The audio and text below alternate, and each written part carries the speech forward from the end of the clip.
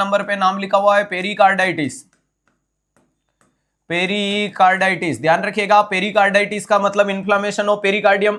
अगर प्यारे दोस्तों मैं आपके सामने हर्ट बनाऊं कि ये जैसे हर्ट वाला मामला देखने को मिलता है, और ये हर्ट की सबसे बाहरी दीवार पेरिकार्डियम है, और पेरिकार्डियम को अपन दोस्तों प्रोटेक्टिव मेम्ब्रेन बोलते हैं। किसके नाम से बोलते हैं? प्रोटेक्टिव मेम्ब्रेन के नाम से बताया जाता है। और जब इसको प्रोटेक्टिव मेम्ब्रेन होती है, इसी का इन्फ्लामेशन अगर मरीज में देखने को मिल गया, इसके अंदर क्लासिकल साइन आता है ब्रेड एंड बटर साइन।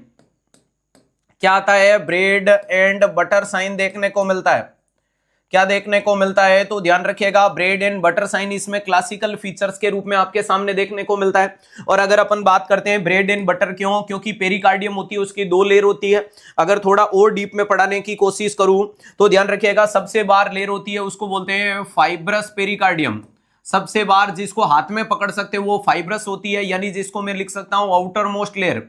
अरे जिसको मैं क्या लिख सकता हूं? आउटर मोस्ट लिख सकता हूं। उसके बाद में होती है प्यारे दोस्तों, फाइब्रस के बाद में कौन सी देखने को मिलती है? Serosa pericardium. फाइब्रस के बाद में कौन सी आएगी? सीरोसा, जो सिक्रेशन बनाएगी। और सीरोसा फाइबर की तुलना में इनर होती है, और ये जो सीरोसा को बिल्कुल टच करके बैठती है उसका नाम होता है पेराइटल।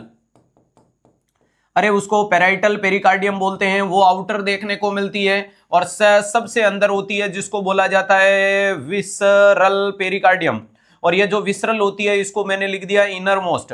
अरे इनर मोस्ट का मतलब जो बिल्कुल मायोकार्डियम को टच करके बैठी है उसका नाम है विसरल पेरिकार्डियम।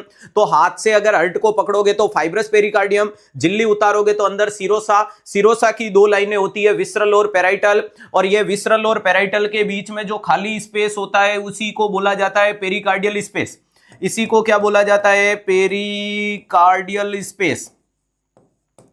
पेरिकार्डियल स्पेस बोल सकते हो, पेरिकार्डियल सेक बोल सकते हो, पेरिकार्डियल केविटी बोल सकते हो, ध्यान रखिएगा। और इसके अंदर भरा रहता है फ्लूइड, उसको बोलते हैं पेरिकार्डियल फ्लूइड। वो क्या करता है कि विसरल और पेराइटल को आपस में फ्रिक्शन होने से, उसको रगड़ करने से, उसको घर्षण करने से बचाएगा। अरे ध्यान रखिएगा, अगर मैं बात करता हूं कि ये दोनों चीजें क्या करती है सर, इसको फ्रिक्शन से बचाएगी। ये क्या करेगी? Prevent friction. सर ये फ्रिक्शन को बचाएगी। और जब इससे फ्रिक्शन बचेगा, और इसके अलावा जो पानी होता है वो फोर्स को डाइवर्ट भी करता है। सर इसमें कितना पानी भरा रहता है? तो 5 से लेकर के 20 ml देखने को मिलता है। एक किताब सेंगुलिंगम 35 से 50 ml कहती है, बाकी अराउंड 5 से 20 ml ये फ्लूइड होता है। अगर ये जरूरत से ज्यादा, ये 200 ml से ज्यादा हो गया, आप इसको कार्डियक टेम्पोनेट कह सकते हो या पेरिकार्डियल इफ्यूजन कह सकते हो।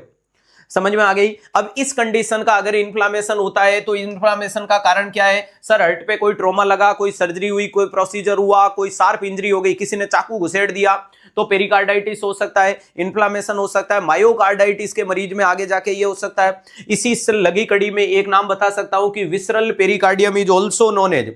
अरे विसरल पेरिकार्डियम का एक दूसरा विशेष नाम होता है, और उस नाम को क्या बोला जाता है? एपिकार्डियम।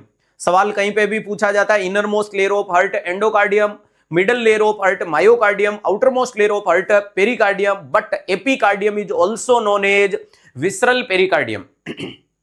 एपिकार्डियम ही पेरिकार्डियम नहीं है, एपिकार्डियम पेरिकार्डियम का एक हिस्सा है। तो यहां मैं स्टार बना करके लिख लेता हूं, आंकड़ा अटकना नहीं चाहिए। अरे जमीन पे बैठ के क्या आसमान को देखता है, परों को खोल जमाना उड़ान देखता है, और मिला है हुस्न तो हुस्न की हिफाजत कर, संभल के चल मेरे यार तुझे सारा जहां देखता है। तो यहां मैं आपके सामने लिख सकता हूं कि epicardium, epicardium is also known as, epicardium is also known as, epicardium को और क्या बोला जा सकता है?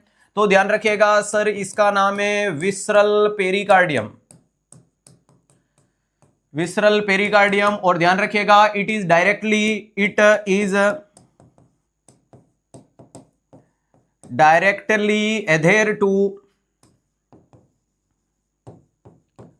adhere to myocardium.